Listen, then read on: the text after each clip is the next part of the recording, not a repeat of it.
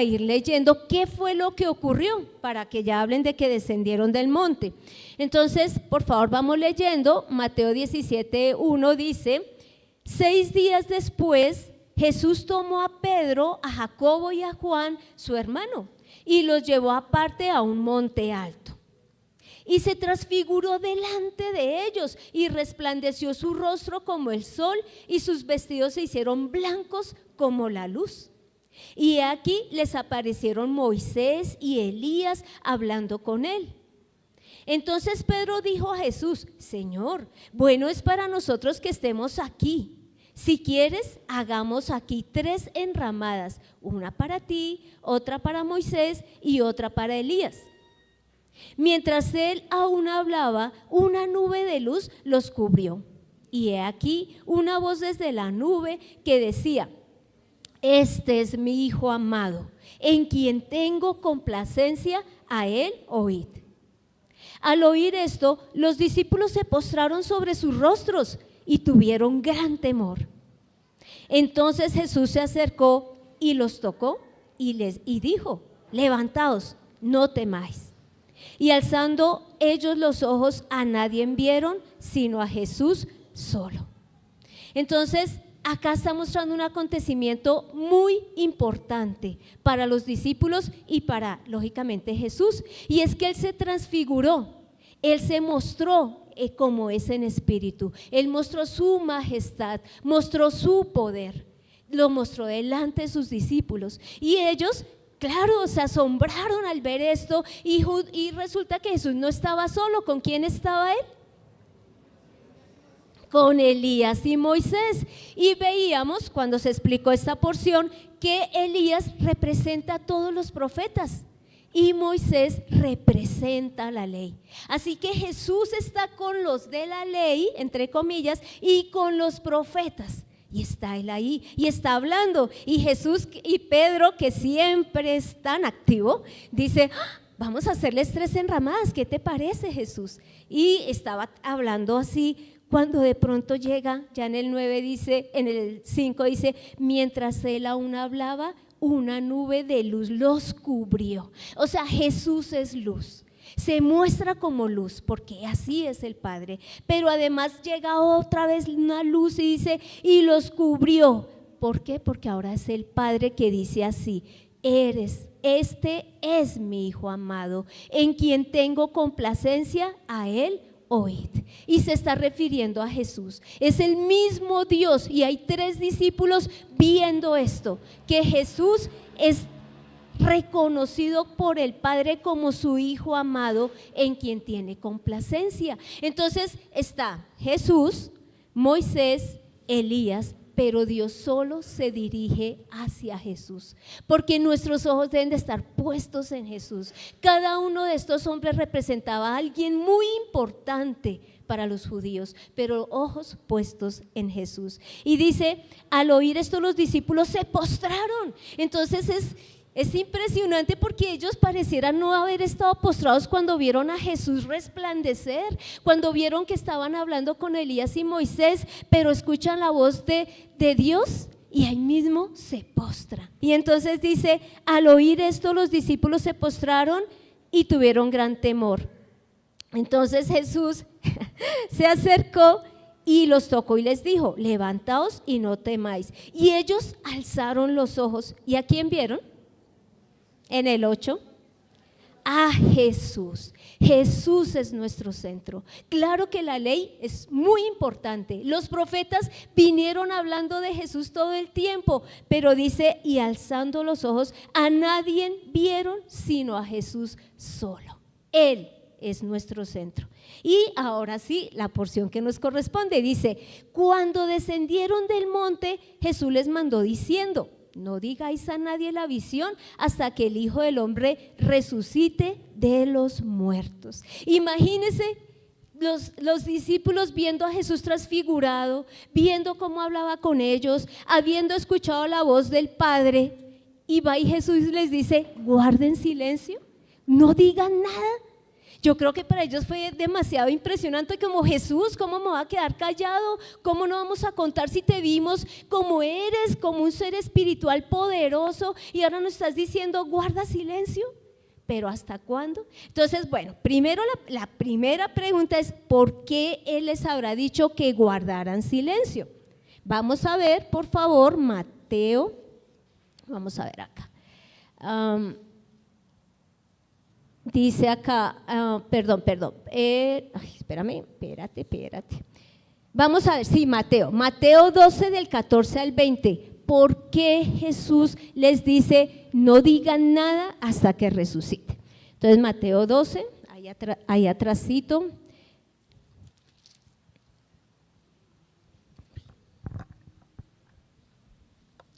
Y dice así, del 14 al 20. Bueno, les cuento el contexto. Jesús está en una sinagoga y en esta sinagoga hay un hombre con la mano seca. Y los fariseos o los de la sinagoga lo querían como siempre tentar y le decían, Señor, ¿es lícito sanar en el día de reposo? Porque a ellos les molestaba mucho que Jesús, habiendo tantos días, sanara en el día de reposo, aunque realmente lo hacía todos los días. Y entonces ya Jesús les dice, claro que sí, porque si hubiese una oveja que se cae en un hoyo, ¿ustedes no la sacarían? ¿Cuánto nomás vale un hombre? Y le dice, claro que sí, es lícito sanar en el día de reposo y sanó al de la mano seca. Entonces ya en el 15 dice, sabiendo esto Jesús, porque en el 14 dice, y salidos los fariseos tuvieron consejo contra Jesús para destruirle. Imagínense, o sea, Jesús acaba de sanar, está en la sinagoga, debió de haber enseñado allí la palabra y ellos lo único que piensan es, vamos a destruirle. Entonces ya dice, sabiendo esto Jesús se apartó de allí y le siguió mucha gente y sanaba a todos y les encargaba rigurosamente que no le descubriesen. O sea que eso que le dijo a Pedro, a Juan y a Jacob no era la primera vez. Jesús hacía el milagro y él les decía, guarden silencio. Guarden silencio. Entonces veamos por qué. Y luego dice, para que se cumpliese lo dicho por el profeta Isaías cuando dijo, he aquí mi hijo, a quien he escogido, mi amado, en quien se agrada mi alma. Pondré mi espíritu sobre él y a los gentiles anunciará juicio. No contenderá ni voceará, ni nadie oirá en las calles su voz. La caña cascada no quebrará y el pábilo que humea no apagará, hasta que se saque a juicio, a victoria al juicio, y en su nombre esperan los gentiles. Es decir, Jesús estaba cumpliendo una profecía cada vez que en Isaías, cada vez que decía no cuenten, y es porque para Dios todo tiene un orden. Todo, porque ahorita ya podemos hablar de la resurrección de Jesús, ya estamos hablando de que Él se transfiguró, ya estamos hablando de las sanidades que Él hace en nosotros, pero en este momento Él decía, calladitos, pero lo otro es porque Jesús no se pavoneaba, no andaba, mírenme, yo soy el Hijo de Dios, mírenme, yo soy el Salvador, mírenme. Él quería que nosotros, y quiere que nosotros lo entendamos, que Él es nuestro Salvador, que Él es el Todopoderoso, que Él es el Hijo de Dios. No que otros nos lo cuenten, porque es chévere, pero nos lo necesitamos vivir. Y Él dice acá, cuando dice, no contenderá ni voceará, ni nadie oirá en las calles su voz, es porque es en el momento en que debemos de predicar, que sí se debe escuchar la voz, pero acá no, aún no era el tiempo. Entonces ya cuando volvemos a Mateo 17, por favor, siempre tengan allí separado, y Él les dice, no digan a nadie la visión, está cumpliendo el mandato de Dios y es, ya llegará el momento en que seas exaltado, en que seas reconocido. Y claro que sí, los discípulos de manera muy juiciosa lo hicieron. Es decir, ellos sí esperaron a que Jesús resucitara y contaron que la visión en el cielo, en el monte. Tanto así que ¿qué libro estamos leyendo? Mateo. Pregunta, ¿Mateo estuvo allí en la transfiguración? No, y si lo está contando es porque los discípulos se lo dijeron. Pero también vayamos por favor a Segunda de Pedro, y ahí podemos ir viendo cómo Pedro también obedeció. Segunda de Pedro capítulo 1 versículo 16 al 18.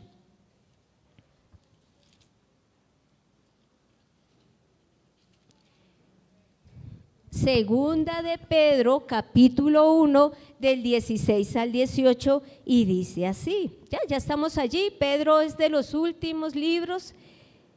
Entonces dice en el versículo 16, y acá es Pedro hablando, porque no os hemos dado a conocer el poder y la venida de nuestro Señor Jesucristo siguiendo fábulas artificiosas. O sea, esto no es un cuento. Bueno, no es un cuento, es realidad. Nosotros no estamos siguiendo fábulas, y nosotros sabemos que una fábula es un cuento, una mentira. Él le está diciendo, no señor, nosotros no estamos hablando como cuento, dice siguiendo, sino como habiendo visto con nuestros propios ojos su majestad. Y la invitación es, veamos con nuestros propios ojos su majestad. Nosotros llevamos la palabra, pero cuando llevamos la palabra, quienes deben de ver con sus propios ojos la majestad es la otra persona y cada uno de nosotros. ¿Me hago entender? Nosotros debemos de ver la majestad de Jesús y llevar a los demás a que la vean. Y esta palabra majestad significa que lo vieron glorioso, lo vieron poderoso, lo vieron majestuoso, porque estaba en lo que realmente es Él, un ser espiritual. Entonces, luego dice acá, y Él recuerda, dice, pues cuando Él recibió de Dios, por favor leamos en voz alta, de Dios Padre, honra y gloria. O sea que para los discípulos, cuando el Padre le dijo, este es mi Hijo amado en quien tengo complacencia, dijo, le está dando gloria y honra. Una voz que decía, este es mi Hijo amado en el cual tengo complacencia. Y nosotros oímos esta voz enviada del cielo cuando estábamos con Él en el monte santo. Los discípulos cumplieron, esperaron la resurrección de Jesús, porque el libro de Pedro se escribió, ahí estoy mirando los apuntes, se escribió en el año más o menos 64, ¿sí? Es decir, Jesús había muerto aproximadamente hacía 31 años y evidentemente había resucitado. Así que Pedro cumplió lo que Jesús le dijo y él estuvo contando pues que lo que vieron allí, la transfiguración. ¿Listo? Entonces volvamos por favor a Mateo 17, en el versículo 9. Al final dice Jesús, no cuenten a nadie en esta visión hasta que el Hijo del Hombre resucite de los muertos. Entonces la pregunta ahora es, ¿nosotros creemos en la resurrección? ¿Será que sí? ¿Y qué significará resurrección para nosotros? Y también se los pregunto porque claro, nosotros en la vida de fe hay veces que vamos perdiendo como, pero bueno, ¿para dónde vamos? Vamos para la vida eterna, pero bueno, ¿y la vida eterna qué será? Entonces, estos días le prediqué a una chica en el parque, ella me llama la atención, yo ya la he visto varias veces, pero ella se acuesta en el parque, aclaro, no de manera morbosa ni nada de esto, pero ella se tira en el parque como si estuviera en su cama, ¿sí? Eso se acuesta así, toda feliz, y yo la veo toda feliz y bueno, yo tengo 3 perritos, entonces no me gusta acostarme en el parque, ¿sí? Yo creo que ustedes me entienden por qué. Entonces resulta que ella sí se acuesta así en el parque, así como en la mitad del parque. Entonces yo, eso fue como el jueves, dije pues lo voy a predicar, me voy a acercar a ella. Y aproveché que Sofi, una de mis perritas, ella es toda sociable, ella sí le gusta que todos la acaricien, que todos, y ella de verdad se pasea con la pelota y ve allí a cada uno y se les va acercando para que la toque. Leonardo hace caro vino, perros no. Entonces ella sí le gusta que la acaricien y ella se pasó cerca a la chica y la chica como se le acercó la iba a acariciar, pero Sofi se retiró y ya. Entonces yo dije, bueno, voy a aprovechar esta excusa y me voy a devolver con Sofi y con nosotros y con Leo. Bueno, me devolví y entonces yo sí le dije a ella, ¿te gustan los perros? Y ella ¿por qué lo dices? Bueno, porque es que ibas a coger a la perrita y ella no se dejó coger, entonces me devolví para que la acaricies. Y sí, Sofía entonces aprovechó y eso se dejó consentir y todo. El caso fue que le dije, bueno, y empecé a hablar, ¿y te gusta el parque? No sé qué, y ella, sí, bueno. Le dije, ¿y tú crees en Dios? Y me dijo, sí, yo creo en Dios, pero no creo en los católicos ni creo en los cristianos. Y yo, bueno. Entonces dije, no, bueno, listo. Entonces le dije a ella, es decir, bueno, y seguimos hablando, y le dije, o sea, que tú no crees en la vida eterna. O no, le pregunté más bien, ¿crees en la vida eterna? Me dijo, no creo en la vida eterna. Entonces, por eso esta pregunta, ¿creemos en la resurrección? Porque Jesús dijo, cuéntenlo cuando el Hijo del Hombre haya resucitado. Y si nosotros no creemos en la resurrección, nuestra vida es diferente. Y yo le dije a ella, claro, entonces uno vive, no sin ofenderla, porque era dentro de la conversación, le dije, es que uno vive conforme cree. Y si tú no crees en la resurrección, en la vida eterna, pues no vas a estar buscando conocer más de Dios, sino tener ese Dios que uno dice, yo creo en Dios. Así que leamos qué pasa si nosotros no creemos en la resurrección. Les invito por favor a Primera de Corintios capítulo 15, del 12 al 21. Primera de Corintios capítulo 12, del 12 al 21.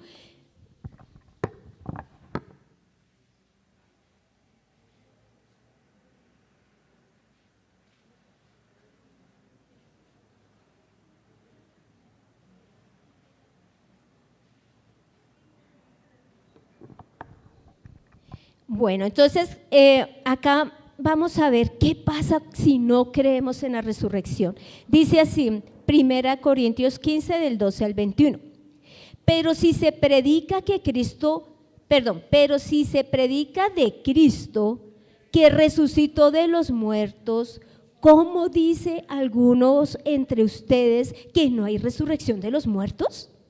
Porque si no hay resurrección de muertos, tampoco Cristo resucitó. Y si Cristo no resucitó, vana es entonces nuestra predicación, vana también vuestra fe. Imagínense, paremos un segundito, vano, ¿qué significará vano?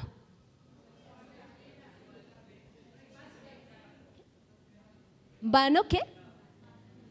No sirve, estamos perdiendo el tiempo. Dice, cuando dice acá, y si Cristo no resucitó, vana es entonces nuestra predicación. O sea, eso que estamos haciendo de llevar la palabra no vale la pena, estamos perdiendo el tiempo. Vana es también ¿qué? Vuestra fe. Y nosotros vivimos por fe, esperamos por fe, y resulta que si Cristo no resucitó, pues vana es nuestra fe. Y luego dice, y somos hallados falsos testigos de Dios, porque hemos testificado de Dios que Él resucitó a Cristo, al cual no resucitó, si en verdad los muertos no resucitan. Imagínense, debemos de creer en la resurrección. Y también ahorita hablando de esto, veo que los discípulos también tuvieron que haber confiado en que Jesús iba a resucitar.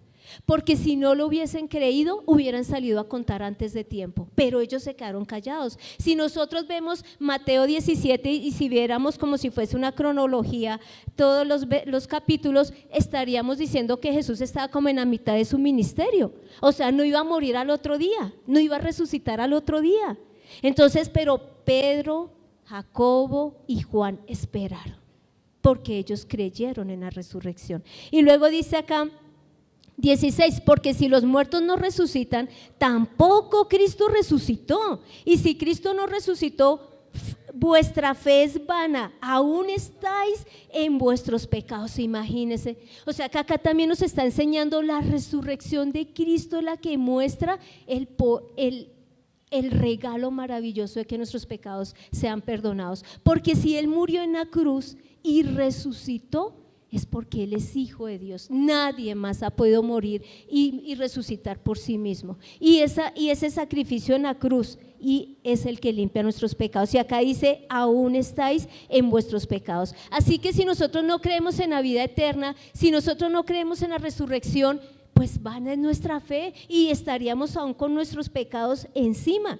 Luego dice en el 18, entonces también los que durmieron en Cristo perecieron. Si en esta vida solamente esperamos en Cristo, somos los más dignos de conmiseración de todos los hombres. Mas ahora Cristo ha resucitado a los muertos, primicia de los que durmieron es hecho, primicia, porque Él es el primero que está en el cielo. Él resucitó y ascendió al cielo, luego iremos nosotros, pero Él es el que está allí primero. Luego dice, porque por un hombre, pongamos atención a esta parte, por un hombre, dice, porque por cuanto la muerte entró por un hombre. ¿Quién es este hombre? No, ¿quién? Adán.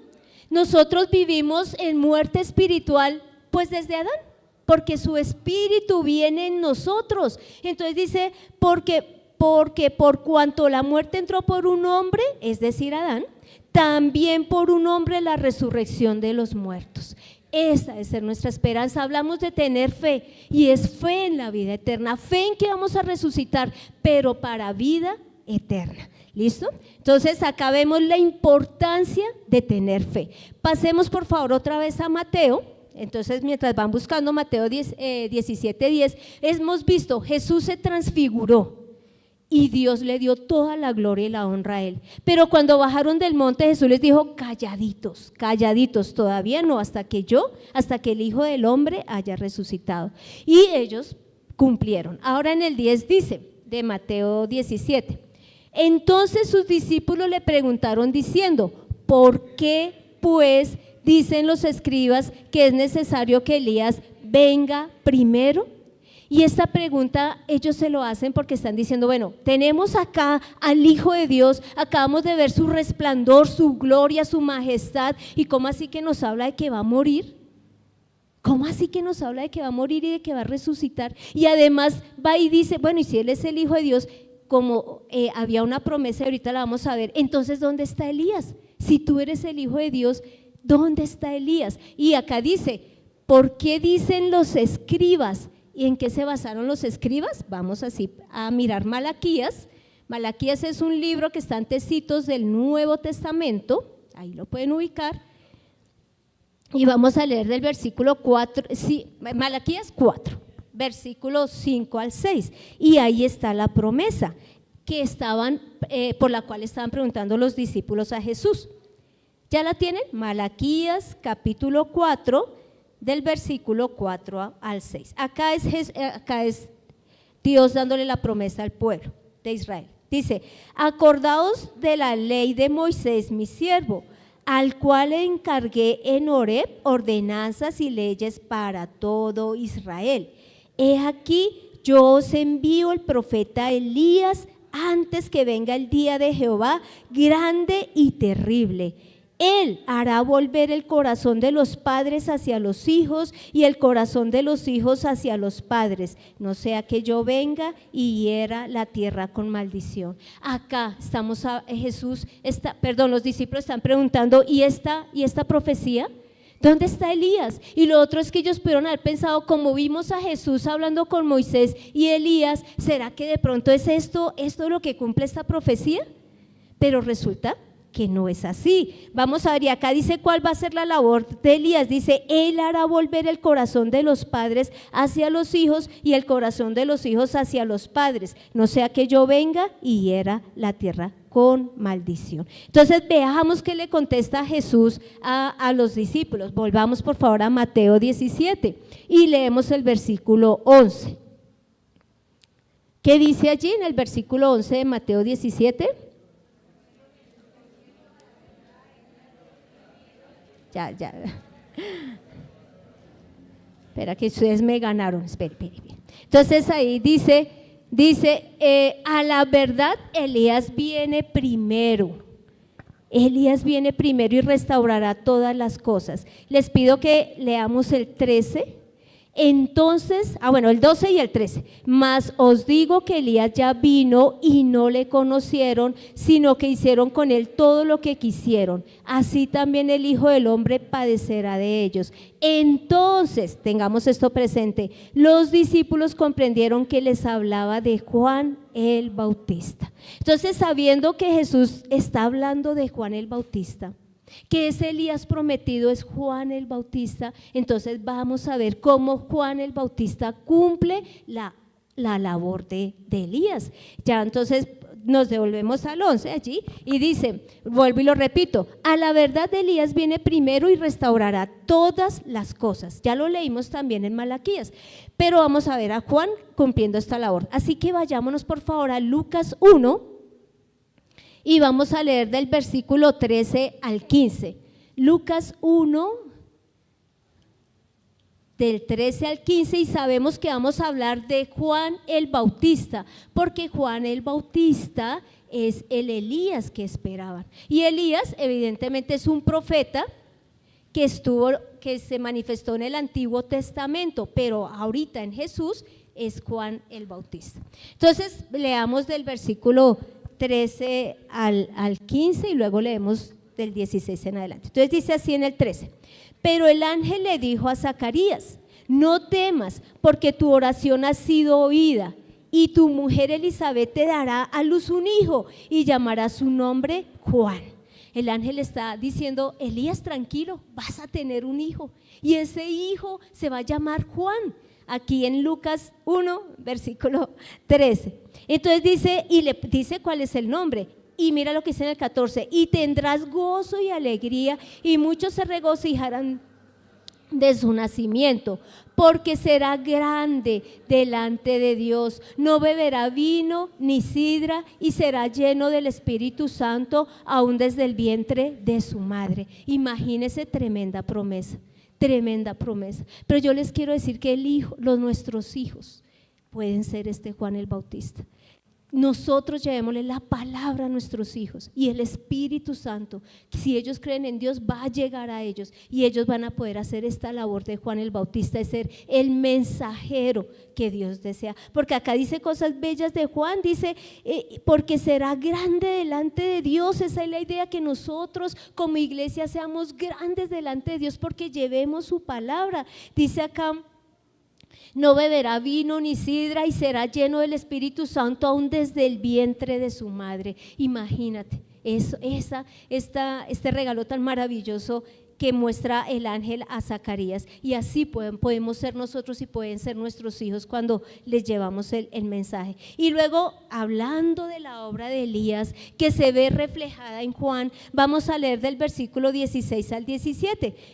Disculpen, leo un momentico lo que dice Jesús. Dice, a la verdad, Él viene primero y restaurará todas las cosas. Entonces veamos cómo Juan hace esa obra de restaurar todas las cosas, y dice en el 16, y hará que muchos de los hijos de Israel se conviertan al Señor de ellos. Esa es la obra en este caso de Juan el Bautista, y de nosotros ahora nos vamos a poner en el lugar de Juan el Bautista, es hacer que los hijos de Israel se conviertan al Señor Dios de ellos. Nosotros estamos dados para llevar la palabra, para que la gente se convierta al Señor, al Dios de nosotros. Y luego dice, e irá delante de él con el espíritu y el poder de Elías para hacer volver los corazones de los padres a los hijos entonces para hacer volver los corazones de los padres a los hijos.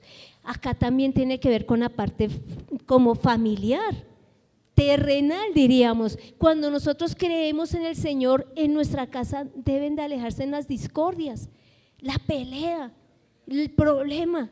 ¿Por qué? Porque si estamos con el Señor hemos de perdonar, hemos de llevar, de obrar conforme Dios lo haría. Hay veces le preguntan a uno, ¿qué hago? ¿Qué hago? O uno mismo tiene dudas, ¿qué hago en esta condición? Pongamos al Señor en el centro y las cosas se van a solucionar. Él dice, y volver el corazón de los padres a los hijos y de los hijos a los padres decían acá en Malaquías, pero entonces lo que quiero decir es nosotros como padres, como hogar, que no haya tampoco disputas porque somos cristianos, porque llevamos la palabra del Señor, porque Jesús está en nosotros, debemos de obrar así. Y luego ya dice acá al final del 17, y de los rebeldes, es decir, los que peleaban todo el tiempo contra Dios, a la prudencia de los justos, para preparar al Señor un pueblo bien dispuesto. Nosotros como mensajeros de Dios debemos de preparar ese pueblo bien dispuesto, porque Jesús va a venir por segunda vez. Y lo otro es que nosotros debemos de tener una vida de fe activa, ¿sí?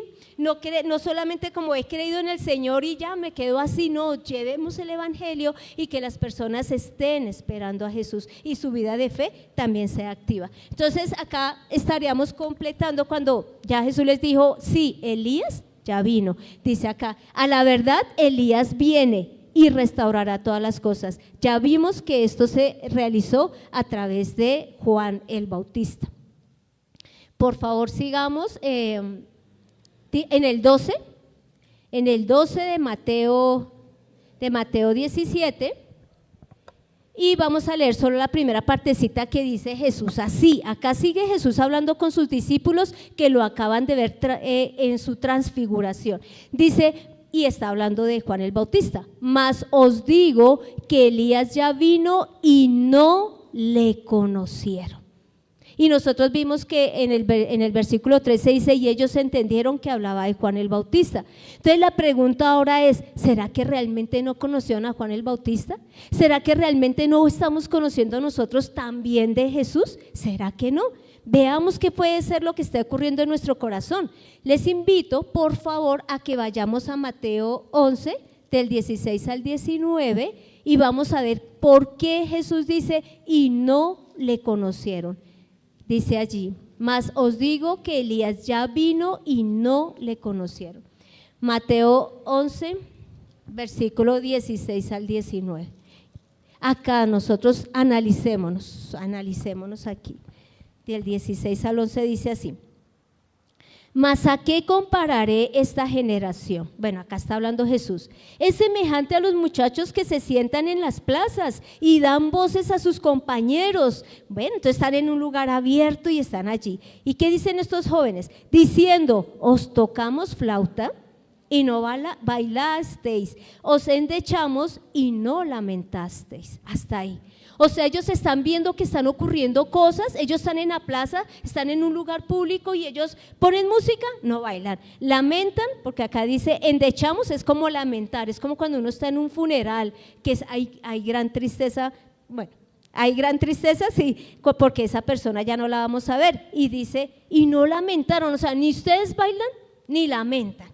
Y luego dice en el 18, porque vino Juan, o sea, Juan el Bautista, que ni comía ni bebía. ¿Y qué dicen de él? Demonio tiene.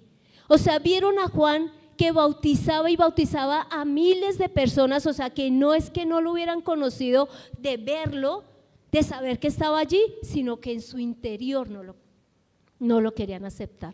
Y lo único que hacían era criticarlo porque dice, porque vino Juan que ni comía ni bebía y dicen, demonio tiene. Y luego, y mire lo que dice del Hijo, vino el Hijo del Hombre que come y bebe, y dicen, he aquí un hombre comilón y bebedor de vino, amigo de publicanos y de pecadores, pero la sabiduría es justificada por sus hijos. Acá lo que Jesús está enseñándoles, venga, hay un tiempo, nosotros en este instante estamos en el tiempo de la gracia.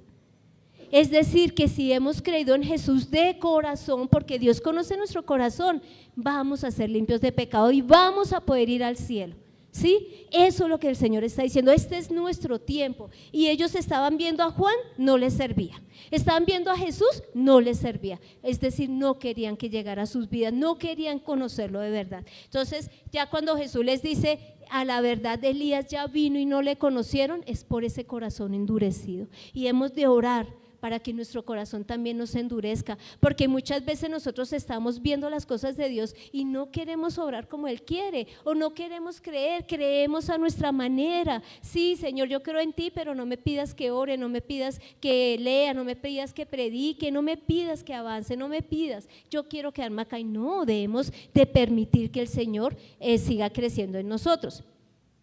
Luego dice acá, sigamos en Mateo 12, dice, sino que le hicieron, Mateo 12 como en la mitad, dice, sino que hicieron con él todo lo que quisieron. Hemos de tener presente que a Juan el Bautista lo decapitaron, a eso se refiere él. Primero, por lo que leímos ya ahorita en Mateo, y es que lo criticaban, estás endemoniado. Y luego cuando él le habló a Herodes y le dijo, ven, tú no puedes estar con la esposa de tu hermano, le dijo Juan el Bautista, y Herodes lo encarceló porque le llamaba la atención. Y resulta que, bueno, la hija de Herodías, que era esa mujer que era esposa del hermano de Herodes y ahora estaba con él, bailó muy bien en el cumpleaños de Herodes, y bailó tan bien que Herodes dijo, yo te doy lo que quieras, hasta la mitad de mi reino. Y ella va y consulta a su mamá, ¿qué le pido a Herodes? Me está diciendo que me quiere dar todo, bueno, todo no, la mitad, hasta la mitad, ¿qué le pido? Pues ella dijo, pídele la cabeza de Juan el Bautista. Y ella, muy juiciosa, muy orionda, fue y le pidió a Herodes la cabeza de Juan el Bautista. Así que cuando Jesús dice, y le hicieron todo lo que quisieron, es porque lo trataron como si fuera alguien sin valor, siendo que Juan el Bautista es el profeta de Dios. Y es el mayor profeta de todos, así se refiere. Pero mire lo que dicen ya, esto es con relación a Juan el Bautista, allí en Mateo 17 habla de Jesús de sí mismo, porque dice, así también el Hijo del Hombre padecerá de ellos. Imagínense. O sea que Juan el Bautista también, Jesús también va a padecer de ellos. Y sabemos que sí, que claro que a Jesús también a él lo escupieron, lo abofetearon, lo trataron, dice allí, como comilón, como bebedor, y también dijeron, ¿sabe que usted expulsa demonios y usted sana? Es porque tiene a Satanás de su parte. Entonces por eso Jesús está diciendo allá en Mateo 17, así también al Hijo del Hombre padecerá. Así que vayamos, por favor, voy a hacerles la siguiente pregunta, y es, ¿será que nosotros también podemos estar avergonzando a Jesús? ¿Será que de alguna manera nosotros podremos estar haciéndolo padecer? No porque lo estemos crucificando, escupiendo, pero sí de pronto como iglesia, ¿qué estaremos haciendo? Vayamos por favor a Romanos 2 y vamos a ver algo que a Dios le puede estar doliendo y que nosotros estemos haciendo. Romanos 2 y vamos a buscar del 21 al 23.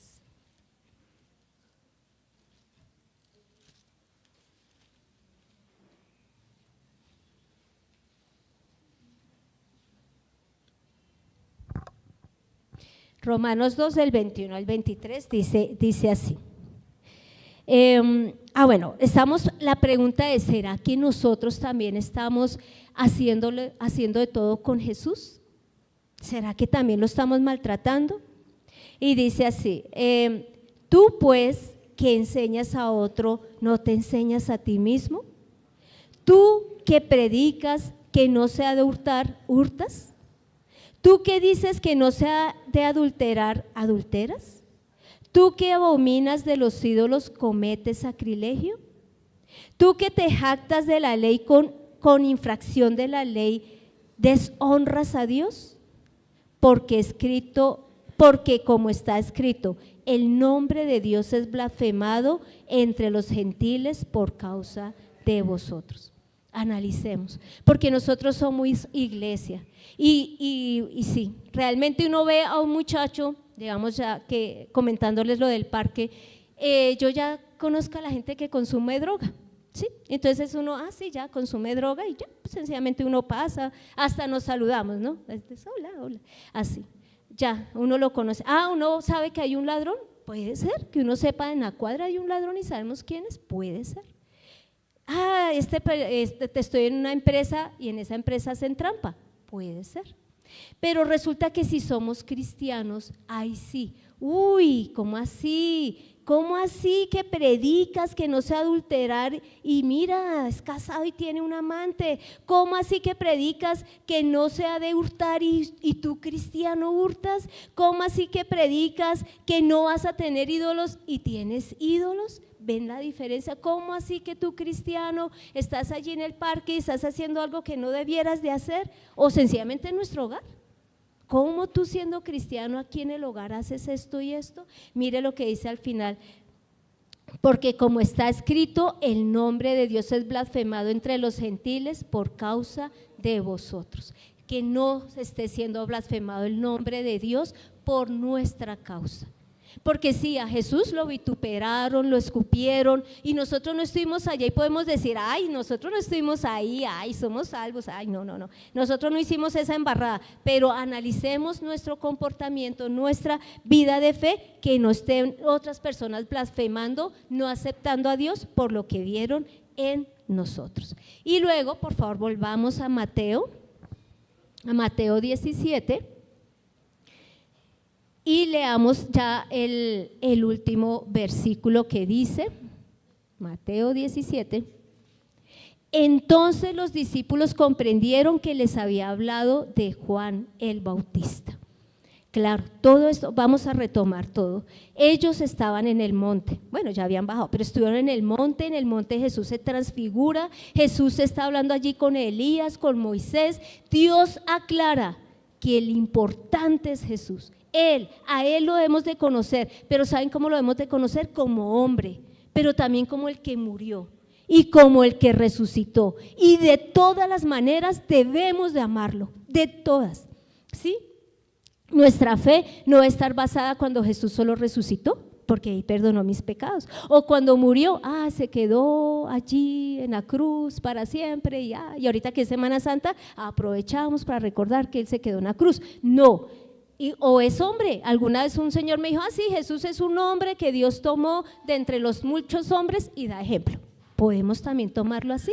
No, amemos todo de Jesús, todo como hombre, en el momento en que muere, en el momento que resucita. ¿Y qué va a pasar? Que vamos a poder ser esos mensajeros como lo fue Juan el Bautista, que iba delante de él llevando a la gente a conocer de Jesús. Entonces, les quiero contar una historia, bueno, una historia no, eso está en Juan 1. A mí me encanta Juan 1 porque resulta que es cuando Jesús hace los primeros discípulos. Entonces vemos a Juan el Bautista y él está diciendo, he aquí el Cordero de Dios. ¿Y se van quiénes? A hablar con Jesús. ¿Quiénes se fueron? 2 discípulos de Juan. Se sabe que uno es Andrés y casi que se asegura que el segundo es Juan. ¿Sí? Entonces Juan el Bautista está diciendo, este es el Cordero de Dios, o sea, los está llevando a él. Y ellos se van de una vez esa noche con Jesús y al otro día Andrés va y le dice a Pedro, Pedro, hemos encontrado al Mesías, del que estaba en las Escrituras, al que estamos esperando, y lo lleva a Jesús. Juan lleva a sus discípulos a Jesús, Andrés lleva a Pedro a Jesús. Y Jesús le dice, tú eres Pedro y ahora te vas a llamar Cefas. Bueno, y luego Jesús sigue el camino y encuentra a Felipe. Le dice, sígueme, y Felipe le sigue. Y Felipe encuentra a su amigo, a Natanael, y le dice, Natanael, hemos hallado al Mesías. Y le menciona todo, le dice, el hijo de José de Nazaret. Y Natanael, de Natanael puede haber algo bueno, de allí puede salir algo bueno. Ven y ve. Y Jesús le dice, tú eres un hombre justo, en quien no hay, dice, ahí ya me olvidé, bueno, pero en quien no hay, ¿no hay quién? Engaño. Y él dice, ¿por qué me conoces? Y Jesús le dice, yo te vi cuando estabas debajo de la higuera. ¿Y qué dice Natanael? Tú eres el Hijo de Dios, tú eres el Rey de Israel. Nosotros debemos de amar todo de Dios, de Jesús, todo su vida, todo, debemos de valorar su resurrección. Y cuando prediquemos, llevemos a la gente a Jesús. Seamos esos mensajeros que Jesús está esperando. Por eso el título de la prédica, amemos todo de Jesús y seremos sus mensajeros. Porque si nosotros aceptamos todo de Él, vamos a poderlo predicar con todo amor y agradecimiento. Bueno. Te invitamos a que te suscribas al canal de Nuestra Iglesia Viva y actives la campanita de notificaciones.